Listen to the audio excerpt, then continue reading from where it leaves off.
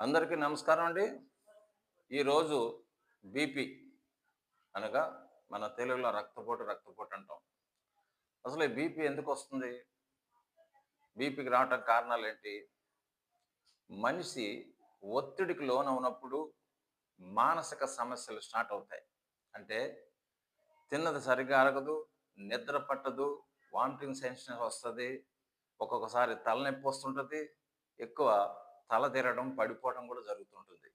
ఈ బీపీ అనేది మనిషి శరీరంలో వాత, పిత్త ప్రకోపమే రక్తపోటని శాస్త్రంలో చెప్పబడింది. ఆయుర్వేద శాస్త్రంలో. కాబట్టి రక్తంలో ఈ వాతము, పైత్యము దీని ప్రభావము సముద్రం మీద తుఫానొచ్చినప్పుడు ఆ అలల యొక్క ఎగసి ఎలా పడుతుంటాయో, మన రక్తంలో కూడా స్పీడ్ పెరిగి రక్తం యొక్క ప్రెషర్ అంటే పోటు ఉధృతి పెరుగుతుంది. తద్వారా ఈ రక్తపోటు ఏం చేస్తుందంటే సైలెంట్ కిల్లర్ అనమాట. దొంగోడు ఇంట్లో పడినప్పుడు మనం నిద్రపోతుంటే ఇల్లంతా వాడు ఎలా చక్కబెడతాడో, ఈ బీపీ పెరిగినప్పుడు మన శరీరంలో కొన్ని ఆర్గాన్స్, శరీర భాగాల మీద ప్రభావం చూపెడుతుంది. మొట్టమొదటగా బీపీ పెరిగినప్పుడు చూపించే మెయిన్ ఆర్గాన్ గుండె.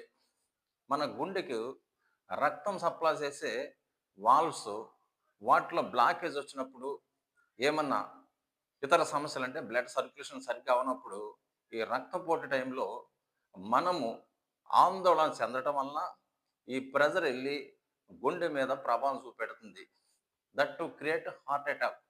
అంటే ఆ యొక్క ప్రెజర్కి గుండె పోటు వస్తుంది.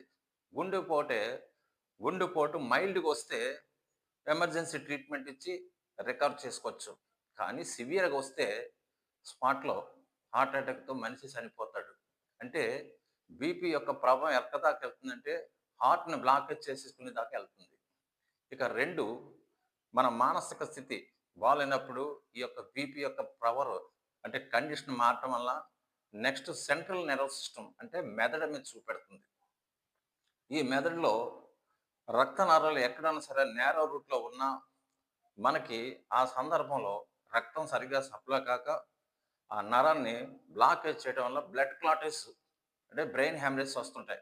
తద్వారా ఏమవుతుందంటే వన్ సైడ్ బ్లడ్ బ్లాక్ అవ్వడం వల్ల ఆపోజిట్ యాంగిల్‌లో ఈ పక్షవాతం అంటే వన్ సైడ్ 50% బాడీ ఈ పక్షవాతానికి లోనవుతుంది. అంటే అర్ధ భాగం, సగభాగం. పక్షము అంటే సగమని.